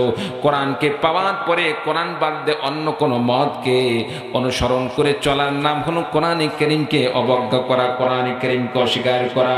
আল্লাহ পাক সে সম্পর্কে বলে, বলেন কাযযাবু বিআয়াতিনা ওয়াস্তাকবারু আনহা, কোরআনে কারীমকে তো অস্বীকার করলো, সাথে সাথে তারা ওয়াস্তাকবারু আনহা, কোরআনে কারীমের প্রতি যারা খারাপ আচরণ করলো, তাকাব্বুরি আচরণ করলো, যারা উদ্ধতপূর্ণ আচরণ করলো, আলেম ওলামাগণ দেখা যাবে কোরআনে কারীমের তাফসীর করতে গিয়ে কত নেতাগণ আলেমদের প্রতি চড়াও হয়, আলেমদের কাছ থেকে মাইক খুলে নেয়, আলেমদের সাথে খারাপ আচরণ করে, বক্তাদের সাথে খারাপ আচরণ করে। আল্লাহ পাক তাদের সম্পর্কে বলেন লা তুফাত্তাহু লাহুম আবওয়াবুস সামাই ওয়া লা ইয়াদখুলুনাল জান্নাতা হাত্তা ইয়ালিজাল জামালু ফি সামিল খিয়াত। আল্লাহ রাব্বুল আলামিন বললেন তাদের জন্য তো লা তুফাত্তাহু লাহুম আবওয়াবুস সামাই, আসমানের দরজা তাদের জন্য খোলা হবে না। আমার ভাইরা, আমার বন্ধুগণ, মানুষ যখন দুনিয়া থেকে বিদায় নিয়ে চলে যাবে, ইন্তেকালের পরে মানুষের এই আত্মাকে নেওয়ার জন্য আসমানি ফেরেশতা আসবে। আমার ভাইরা, আমার বন্ধুগণ, বান্দা যদি ইমানের সাথে যখন যদি বান্দা দুনিয়া থেকে বিদায় নিয়ে চলে যায়, বান্দা যদি ঈমান নিয়ে দুনিয়া থেকে বিদায় নিয়ে চলে যায়, বান্দার কাছে ঈমানদার বান্দার কাছে আল্লাহ রাব্বুল আলামিন জান্নাতি ফেরেশতাদেরকে পাঠিয়ে দিবেন। জান্নাতি ফেরেশতাগুলো তার চতুর্পাশে বসে যাবে। আমার ভাইরা, আমার বন্ধুগণ, জান্নাতি ফেরেশতাগুলো জান্নাতের রুমাল নিয়ে ঈমানদার বান্দার পাশে বসে গিয়ে বান্দা যখন নিঃশ্বাস ছেড়ে দিবে, এমন সময় তার সামনে জান্নাতি রুমাল দিয়ে তার নিঃশ্বাসের মাধ্যমে তার জীবনটাকে কবজ করবে।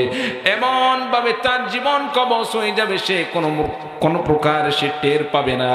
আল্লাহ রাব্বুল আলামিন তার জান্নাতি পরিবেশে তার মৃত্যুর ব্যবস্থা করবেন। এরপরে বান্দার এই আত্মাটাকে জান্নাতি ফেরেশতারা আসমানের দিকে নিয়ে যাবেন। জান্নাতি ফেরেশতারা যখন আসমানের দিকে নিয়ে যাবে, নিয়ে যাওয়ার সময় আসমানের দরজায় যখন যা হবে, আমার ভাইরা, আমার বন্ধুগণ, আসমানে ফেরেশতারা অপেক্ষা করবে। আর এই চলার পথে বান্দার আত্মাকে নিয়ে যাওয়ার সময় তার এই আত্মা থেকে সুগন্ধি ছড়াইতে থাকবে। আর ফেরেশতারা বলতে থাকবে কার আত্মা নিয়ে যাওয়া হচ্ছে। ফেরেশতারা বলতে থাকবে, যেই সমস্ত দায়িত্বশীল ফেরেশতারা তার আত্মাকে আসমানের দিকে নিয়ে যাবে, তারা বলতে থাকবে অমক নেককার বান্দা আল্লাহর ওলি ছিল, সে নেক কাজ করার কারণে আল্লাহ পাক তাকে কবুল করেছেন। আল্লাহ রাব্বুল আলামিন তাকে পছন্দ করেছেন, যার কারণে তার আত্মার এমন আল্লাহ রাব্বুল আলামিন জান্নাতে খুশবু ছড়িয়ে দিচ্ছেন। আর ফেরেশতারা বলতে থাকবে ওই বান্দা কতই না সৌভাগ্যশীল যে আল্লাহকে খুশি করতে পেরেছে, আল্লাহ তার প্রতি রাজি খুশি হয়ে গিয়েছে। আসমানের দিকে যখন যা হবে, প্রথম আসমানে যখন নক করা হবে, আসমানে নক করার পরে নক করার সাথে সাথে ফেরেশতারা জানতে থাকবে কার আত্মা নিয়ে আসা হয়েছে। আমার ভাইরা, আমার বন্ধুগণ, এবার ফেরেশতারা যখন বলবেন আল্লাহ পাকের অমুক পছন্দনীয় বান্দা, আল্লাহ রাব্বুল আলামিন যার প্রতি সন্তুষ্ট হয়ে গেছেন, এমন বান্দার আত্মা নিয়ে আসা হয়েছে। আমার ভাইরা, আমার বন্ধুগণ, দরজা খুলে দেওয়া হবে। আর আসমানে ফেরেশতাগুলো তার আত্মাকে অভ্যর্থনা জানাতে থাকবে। বলুন সুবহানাল্লাহ। আল্লাহ রাব্বুল আলামিনের কাছে যখন আত্মাকে নিয়ে যাওয়া হবে, আল্লাহ রাব্বুল আলামিন ফেরেশতাদেরকে বলবেন, রে আমার ফেরেশতারা, আমার এই বান্দার রূহকে তোমরা, রব্বুল আলামিন ওই বান্দার রূহকে আবার বান্দার আল্লাহ রাব্বুল আলামিন তার দেহের মধ্যে ফিট করে দিবেন। আল্লাহ রাব্বুল আলামিন তার কবরকে জান্নাতের সাথে আল্লাহ রাব্বুল আলামিন সংযোগ করে দিবেন। আর যারা দুনিয়াতে অন্যায় করেছে, অবিচার করেছে, জুলুম করেছে, নির্যাতন করেছে, কোরআনে কারীমের সাথে কোনো সম্পর্ক রাখে নাই, আলেমদের সাথে সম্পর্ক রাখে নাই, আল্লাহ রাব্বুল আলামিন তাদের সম্পর্কে বলেন লা তুফাত্তাহু লাহুম আবওয়াবুস সামাই ওয়া লা ইয়াদখুলুনাল জান্নাতা হাত্তা ইয়ালিজাল জামালু ফি সামিল খিয়াত।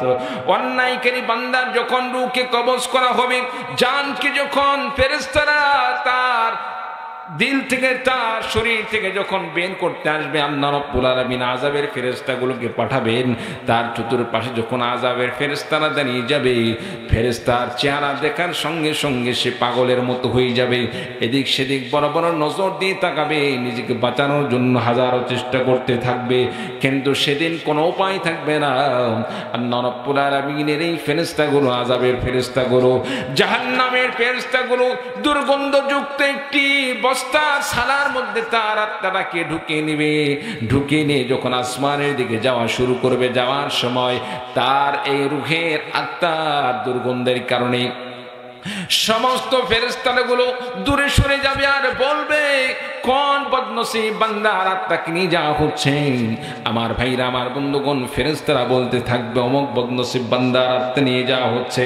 আসমানে যখন নিয়ে যাওয়া হবে, আসমানের দরজা খুলে দেওয়ার কথা বলা হবে, আসমানের দরজা খুলে দেওয়ার কথা যখন বলা হবে, আসমানের ফেরেশতারা যখন ফেরেশতাদেরকে বলা হবে, এটা তো অমুক বদনসিব বান্দার রূহ নিয়ে যাওয়া হচ্ছে। আমার ভাইরা, আমার বন্ধুগণ, কোরআনে কারীমের মধ্যে বলা হয়, লা তুফাত্তাহু লাহুম আবওয়াবুস সামাই, আসমানের দরজা এই বদনসিব গুনাহগারদের জন্য, তাদের জন্য আসমানের দরজা খোলা হবে না। আল্লাহ রাব্বুল আলামিন বলবেন, তার আত্মাকে জাহান্নামের মধ্যে তোমরা নিক্ষেপ করে দাও। লা তুফাত্তাহু লাহুম আবওয়াবুস সামাই ওয়া লা ইয়াদখুলুনাল জান্নাতা। আল্লাহ রাব্বুল আলামিন তার জন্য তার রূহকে তার দেহের মধ্যে ফিট করে দিয়ে যখন তার কবরের মধ্যে রূহকে সেখানে দিয়ে দিবেন, তার কবরকে জাহান্নামের সাথে সংযোগ করে দেওয়া হবে। এমনকি আল্লাহ রাব্বুল আলামিন বললেন, শুধু তাই নয়, লা তুফাত্তাহু লাহুম আবওয়াবুস সামাই, আসমানের দরজা তো খোলা হবেই না। শুধু তাই নয়, সাথে সাথে আল্লাহ রাব্বুল আলামিন বলেন, ওয়ালা ইয়াদখুলুনাল জান্নাতা হাত্তা ইয়ালিজাল জামালু ফি সাম্মিল খিয়াত। তার জন্য তো আসমানের দরজা খোলা হবেই না। সাথে সাথে আল্লাহ রাব্বুল আলামিন বলেন, তাদের জান্নাতে যাওয়া কেমন দুষ্কর বিষয়, জান্নাতে তারা যেতে পারবেই না, তাদের জান্নাতে যাওয়া, প্রবেশ করাটা কেমন আশ্চর্যকর বিষয় হবে, কেমন বড় দুষ্কর বিষয় হবে। আল্লাহ রাব্বুল আলামিন ঘোষণা দিয়ে বলেন, একটি সূচের ছিদ্র, আপনার আমার বাড়িতে মা বোনেরা সুই দিয়ে যে খাতা সেলাই করে, এই সূচের যেমন ছিদ্র আছে, এই সূচের ছিদ্র দিয়ে যদি আপনি আমি একটা উট প্রবেশ করাইতে চাই, উটকে সূচের ছিদ্র দিয়ে কি প্রবেশ করানো সম্ভব হবে? আপনার আমার মা বাড়িতে মা বোনেরা সুই দিয়ে, বাংলা ভাষা আমাদের নওগাঁর ভাষা দিয়ে সুই দিয়ে যে কাঁথা সেলাই করে, লেপ সেলাই করে, এই সুইয়ের ছিদ্র দিয়ে কি কোনোদিন উট প্রবেশ করানো যাবে? উট তো দূরের কথা, সুতাই যদি আপনার ছিদ্রের চাইতে একটু মোটা হয়, সুতায় আমরা অনেক সময় প্রবেশ করাইতে পারি না, আর তো উট পরের কথা। উট তো হাজারো কোটি বার এই ছিদ্রের সমপরিমাণকে যদি গুণ করা হয়, তারপরেও একটা উটের সমপরিমাণ হবে না। চিল্লা বলুন ঠিক কিনা? আল্লাহ তাআলা সেই জিনিসটাই বুঝাইতে চেয়েছেন। একটি সূচের ছিদ্র দিয়ে একটি উট প্রবেশ করা যেমন অসম্ভব বিষয়, এর চাইতে এই সমস্ত কাফের মুশরিকরা জান্নাতে প্রবেশ করা এর চাইতে বড় অসম্ভব বিষয়। বলুন নাউযুবিল্লাহ। এজন্য আমার ভাইরা, আমার বন্ধুগণ, আপনাকে আমাকে সজাগ থাকতে হবে, সচেতন থাকতে হবে, গুনাহ থেকে আপনাকে আমাকে মুক্ত থাকতে হবে। কোরআনের সাথে কোনো প্রকার খারাপ আচরণ নয়, কোরআনওয়ালাদের সাথে কোনো খারাপ আচরণ নয়, কোরআনওয়ালাদের সাথে কোনো প্রকার খারাপ আচরণ নয়, আলেমদের সাথে খারাপ আচরণ নয়। যারা কোরআনের সাথে খারাপ আচরণ করবে, আলেমদের সাথে খারাপ আচরণ করবে, আল্লাহ রাব্বুল আলামিন তাদের ঠিকানা দিবেন জাহান্নাম। বলুন নাউযুবিল্লাহ। ওয়া কাযালিকা নাজজিল যালিমিন। আল্লাহ রাব্বুল আলামিন বলেন, আমি তো জালেমদের জন্য, যারা দুনিয়াতে জুলুম করবে, অন্যায় করবে, নির্যাতন করবে, আমি আল্লাহ রাব্বুল আলামিন জালেমদের জন্য এই ফয়সালা রেখেছি। আমার ভাইরা, আমার বন্ধুগণ, শুধু তাই নয়, এই কাফের মুশরিকরা যারা কোরআনের সাথে খারাপ আচরণ করে, আলেমদের সাথে অত্যাচার করে, জুলুম করে, নির্যাতন করে, তাদের কবরের মধ্যে কি অবস্থা হবে? লাহুম মিন জাহান্নামা মিগাদু ওয়া মিন ফাওকিহিম গাওয়াশ। আপনি আমি এই যে শীতের রাত্রিতে আপনি আমি একটু আরাম পাওয়ার জন্য কি করি? বাসায় যে আপনার আমার খাট রয়েছে, খাটের মধ্যে তোশকটা যদি একটু নরম হয়, একটু মোটামুটি আপনার পশমি হয়ে থাকে, কিংবা শিমুল তুলার যদি তোশকটা হয়ে থাকে, আপনার আমার সেখানে শুয়ে থাকা আরাম করাটা কিন্তু অনেক আরামদায়ক হয়ে থাকে। কি বলেন ঠিক কিনা? এই যারা কোরআন বিরোধী, আলেম বিদ্বেষী, আলেমদের প্রতি নির্যাতন করে, জুলুম করে, আল্লাহ পাক তাদের বিছানা, তাদের জন্য যে বিছানার ব্যবস্থা করে রেখেছেন, বিছানাটা কেমন হবে? লাহুম মিন জাহান্নামা মিহাদ। মিহাদ মানে হচ্ছে খাট, বিছানা। তাদের জন্য যে বিছানা হবে, এই বিছানাটা হবে জাহান্নামের। নাউযু বিল্লাহ। ওয়া মিন ফাওকিহিম গাওয়াশ। শুধু বিছানাই নয়, বাড়িতে আপনি আমি যখন ঘুমাই, ঘুমটা আরামের হওয়ার জন্য আপনি আমি গায়ের উপর কিন্তু গরমের দিনে একটি হালকা কাঁথা বিছিয়ে দেই। কি বলেন ঠিক কিনা? অনেক ভাই আছে গায়ে কোনো কাপড় না দিলে ঘুম ধরে না, খালি গায়ে ঘুম আসে না, আসে না নাই? আর শীতের রাত্রি তো প্রশ্নই আসে না। শীতের রাত্রিতে কাঁথা নয়, বরং গরম লাগানোর জন্য, উষুম পাওয়ার জন্য আপনাকে আমাকে লেপ ব্যবহার করতে হয়, কম্বল ব্যবহার করতে হয়। লেপ কম্বল পরে যেমন আমরা ব্যবহার করে গায়ে দিয়ে যেমন আমরা আরামের ঘুম পাই, জাহান্নামীদের জন্য আল্লাহ রাব্বুল আলামিন জাহান্নামের আগুনের শুধু বিছানাই করবেন না, সাথে সাথে তাদের আযাব তীব্র হওয়ার জন্য, তাদের শাস্তি যাতে করে তীব্র হয়, এই জন্য নিজ থেকে যেমন জাহান্নামের আযাবের বিছানা দান করবেন, ঠিক তেমনি ভাবে তাদের উপরের দিক থেকে লেপ হিসাবে আল্লাহ রাব্বুল আলামিন জাহান্নামের আগুনের ব্যবস্থা করে দিবেন। বলুন নাউযু বিল্লাহ। আযাবের আল্লাহ রাব্বুল আলামিন আযাব তীব্র হওয়ার জন্য আল্লাহ পাক আগুনের লেপের ব্যবস্থা করে দিবেন, কাঁথার ব্যবস্থা করে দিবেন। শাস্তি কি পরিমাণ হবে আল্লাহ পাকই ভালো জানেন। আল্লাহ রাব্বুল আলামিন আমাদের সকলকে এমন আযাব থেকে মুক্তির ফয়সালা করে দিন। সকলে বলুন আল্লাহুম্মা আমিন। আর জোরে বলুন আল্লাহুম্মা আমিন।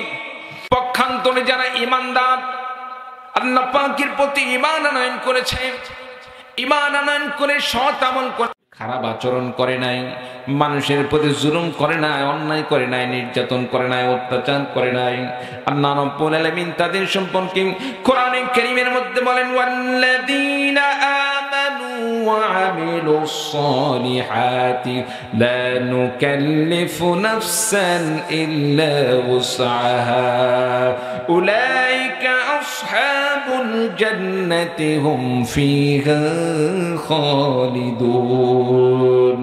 আল্লাহ রাব্বুল আলামিন বললেন, ওয়াল্লাযীনা আমানু, যে সমস্ত বান্দারা ঈমান আনয়ন করলো, ওয়া আমিলুস সালিহাত, এবং যারা নেক আমল করলো, লা নুকাল্লিফু নাফসান ইল্লা উসআহা উলাইকা আসহাবুল জান্নাতি হুম ফিহা খালিদুন।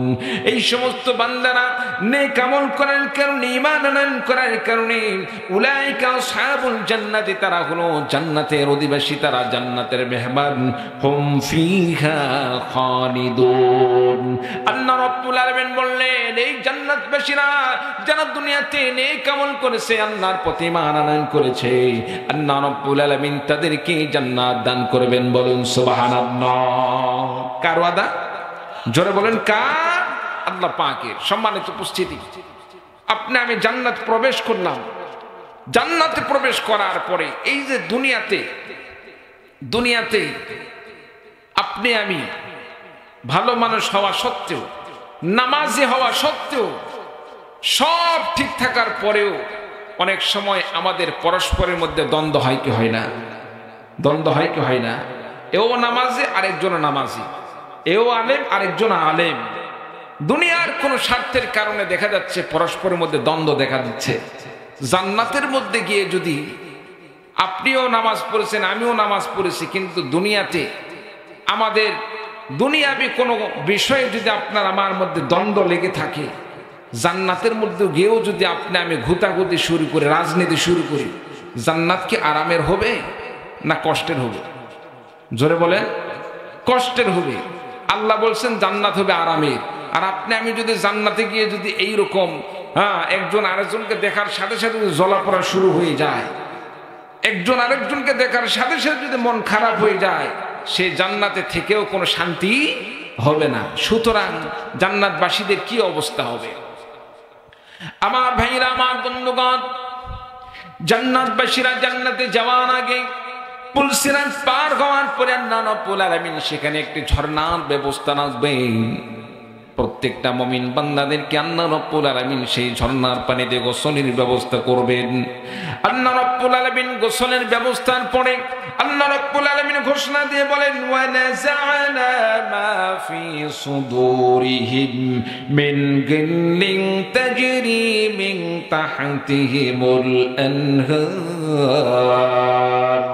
আল্লাহ রাব্বুল আলামিন বলেন, বান্দারে, দুনিয়াতে নামাজ পড়েছো, রোজা রেখেছো, হজ করেছো, যাকাত দিয়েছো, প্রত্যেকেই তোমরা দুনিয়াতে আমল করে চলেছো, কিন্তু পরস্পরে দুনিয়াবি অন্য কোনো বিষয়ে তোমাদের মধ্যে দ্বন্দ্ব ছিল। অনেক সাহাবায়ে কেরামগণ পরস্পরের মধ্যে দ্বন্দ্ব ছিল, মাসলাগতভাবে হোক, বিভিন্ন কারণে হোক, প্রত্যেকের মধ্যে অনেক সময় এইরকম দ্বন্দ্ব লেগে থাকে।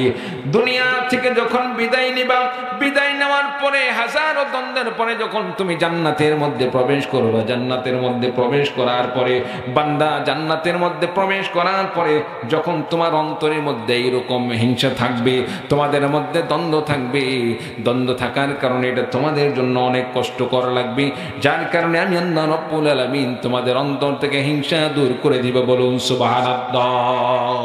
যাই হোক, আপনাদের সামনে যে কথাটি বললাম, ওয়া নাযা'না মা ফি সুদুরিহিম মিন গিল্লিন তাজরি মিন তাহতিহিমুল আনহার, আল্লাহ রাব্বুল আলামিন এই ঝর্ণার পানিতে গোসলের মাধ্যমে আল্লাহ রাব্বুল আলামিন দুনিয়াতে যে পরস্পরে দ্বন্দ্ব ছিল, একজন আরেকজনকে দেখলে সহ্য করতে পারে না, সেও নামাজ পড়ে, আমিও নামাজ পড়ি, জান্নাতের মধ্যে যাওয়ার পরেও যদি এই দ্বন্দ্ব থেকে যায়, একজন আরেকজনকে দেখার কারণে আমরা সহ্য করতে না পারি, তাহলে তো জান্নাতটাও কষ্টের হয়ে যাবে। যার কারণে আল্লাহ রাব্বুল আলামিন ঝর্ণার পানিতে গোসলের মাধ্যমে আল্লাহ রাব্বুল আলামিন বান্দার অন্তর থেকে এই হিংসা বিদ্বেষকে দূর করে দিবেন। বলুন সুবহানাল্লাহ। وقالوا الحمد لله الذي هدانا لهذا وما كنا لنهتدي لولا أن هدانا الله।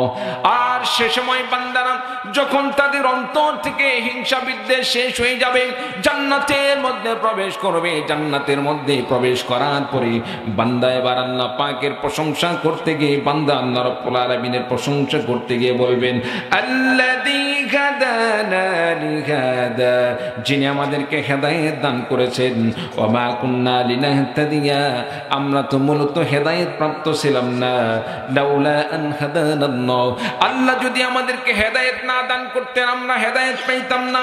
যে আল্লাহ রাব্বুল আলামিন আমাদেরকে হেদায়েত দান করেছেন, সে আল্লাহ পাকের জন্য সকল শুকরিয়া, সকল হামদ, সকল প্রশংসা। আল্লাহ পাকের বান্দারা, মুমিন বান্দারা জান্নাতের মধ্যে প্রবেশ করে এইভাবে শুকরিয়া আদায় করতে থাকবে। আমার ভাইরা, আমার বন্ধুগণ, আল্লাহর জান্নাতে যাওয়ার জন্য, আল্লাহ পাকের জান্নাতের মধ্যে অবস্থান করার জন্য আপনাকে আমাকে ইসলামী আন্দোলনে শরীক হতে হবে, ইসলামের পক্ষে থাকতে হবে, আলেমদের সাথে থাকতে হবে, কোরআনে কারীমের বিধানকে সমাজে, রাষ্ট্রে প্রতিষ্ঠার জন্য আপনাকে আমাকে চেষ্টা করতে হবে।